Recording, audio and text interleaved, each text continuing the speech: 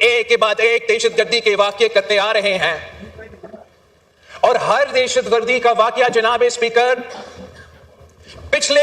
دہشت گردی کا واقعہ سے زیادہ obnoxious ہے، زیادہ خطرناک ہے اور زیادہ نقصان ہوتا ہے۔ اور جناب اسپیکر جو پچھلے ایک دو دن جو واقعہ چل رہا تھا، اس میں ہم سب جانتے ہیں کہ یہ جو دہشت گرد ہوتے ہیں ان کا کوئی نظریہ نہیں ہوتا، یہ جو دہشت گرد ہوتے ہیں ان کا کوئی سیاست نہیں ہوتا، اور جو مذہبی دہشت گرد ہوتے ہیں اصل میں ان کا کوئی مذہب نہیں ہوتا۔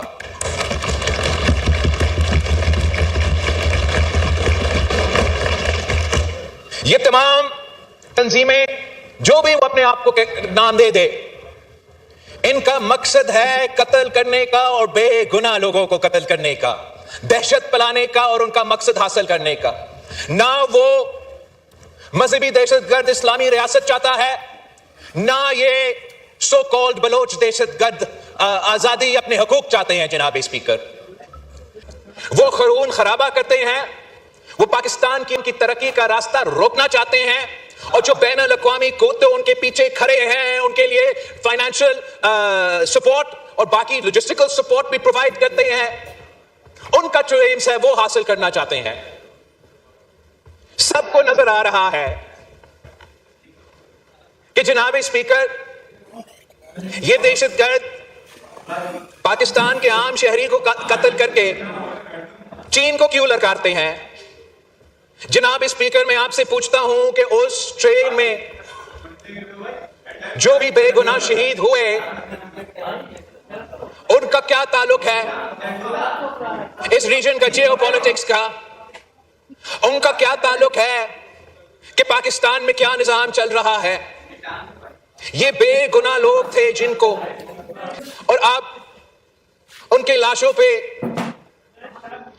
اپنا جو بین الاقوامی ایجنڈا ہے وہ حاصل کرنا چاہتے ہیں۔ مگر دہشت گرد کو تنقید کرنا، ان کا مزاحمت کرنا، ان کا برا بھلا کہنا جناب اسپیکر تو بہت آسان ہے۔ یہ تو میں بھی کروں گا، یہ تو حکومت بھی کرے گا، یہ تو اپوزیشن بھی، کہ ان دہشت گردوں کو مقابلہ کرنے کے لیے بطور سیاسی جماعت ہمارا کیا کردار ہو سکتا ہے کہ ہم ایک قسم کا پولیٹیکل کنسنسس اس ایک پوائنٹ ایجنڈا پہ بنانے کے لیے ہم کیا کر سکتے ہیں۔ تمام جو باقی ایجنڈا آئٹمز ہے اس پہ اپنا سیاسی بیان بازی اور سیاسی مقصد حاصل کرنے کے لیے یا اپنا پوائنٹ سکور کرنے کے لیے ہم سیاست کرتے رہے، مگر ان درندوں کو مقابلہ کرنے کے لیے جو پارا چنار سے لے کے بولان تک پاکستان کے عوام کو قتل کر رہے ہیں، شہید کر رہے ہیں، ہمارے عوام کے خون کے ساتھ ہولی کھیل رہے ہیں، ہم کم از کم آج یہ طے کرتے کہ جو تمام سیاسی جماعتیں اس ہال میں موجود ہیں یہ ماننے کہ یہ ہم سب کا دشمن وہ دہشت گرد ہے جنہوں نے کل کا واقعہ، جو کل کے واقعے میں ملوث تھے اور جو کوئی دہشت گردی کا واقعہ میں ملوث ہوگا۔ میں بہت اپریشیٹ کرتا ہوں کہ اور میں نے کل بھی اپنا کوئی پریس کانفرنس میں وزیر اعلیٰ پختونخوا کا تنقید کیا، حکومت کا بھی تنقید ہوتا ہے، لیکن اس مسئلہ پہ چاہے وہ چیف منسٹر بلوچستان ہو یا چیف منسٹر پختونخوا ہو، اگر وہ ہم سے کوئی مدد چاہتے ہیں کہ جو صوبائی ذمہ داریاں ہیں لا اینڈ آرڈر کا مقابلہ کرنے کے لیے ہم کیسے ان کو مدد کر سکتے ہیں، تو obviously چاہے وہ حکومت ہو یا حکومت کے اتحادی ہو، انکنڈیشنل سپورٹ آفر کرنا چاہیے۔ اور اگر میرا وزیر اعلیٰ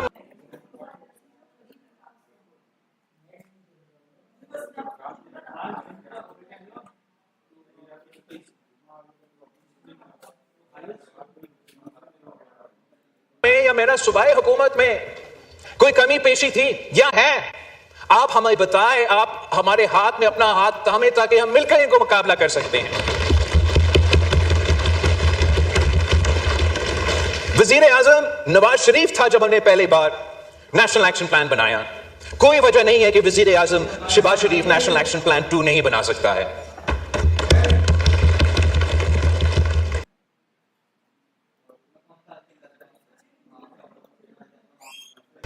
ہم مانتے ہیں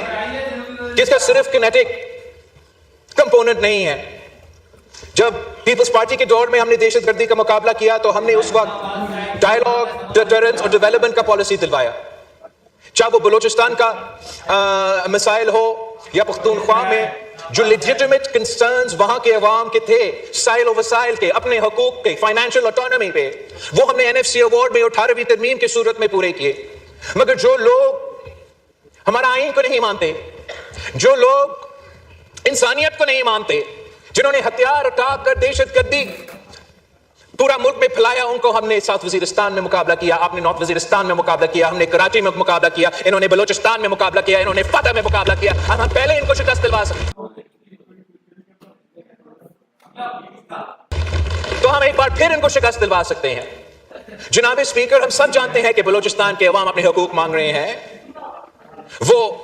اپنا آئینی حصہ کا مطالبہ کر رہے ہیں اپنے وسائل کے اوپر، اپنے صوبے کے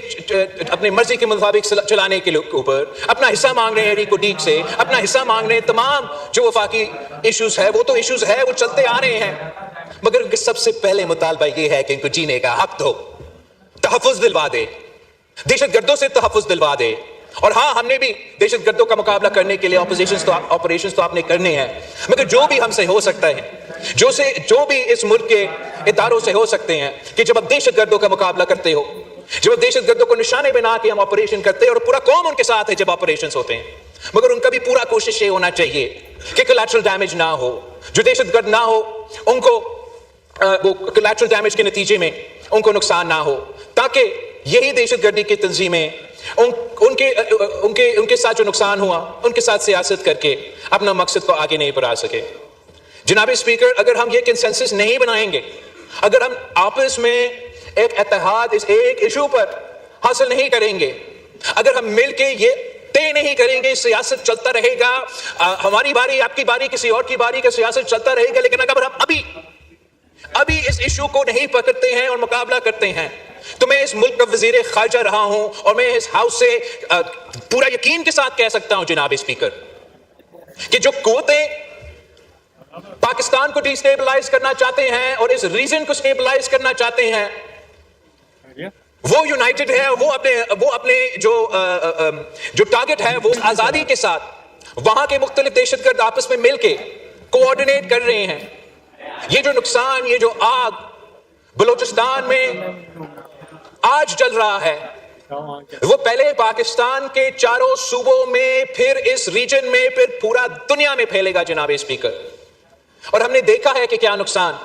اس صورت میں پاکستان کے عوام کو اٹھانا پڑتا ہے. میں ایک بار پھر اس ہاؤس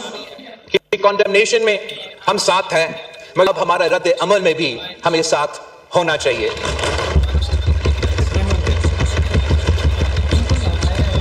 اور امید ہے کہ تمام سیاسی جماعتیں اپنا پورا کوشش کریں گے کہ ہم یہ ٹارگٹ حاصل کر سکتے ہیں. ویسے جناب اسپیکر، میں نے صدر پاکستان کی تقریر پہ بات کرنا تھا. سب کا روزہ بھی ہے اور میں نے ابھی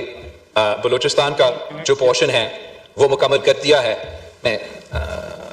کوئکلی صدر زرداری کی تقریر میں پہ کنکلوڈ کرنا چاہوں گا، پھر آپ سے اجازت مانگوں گا.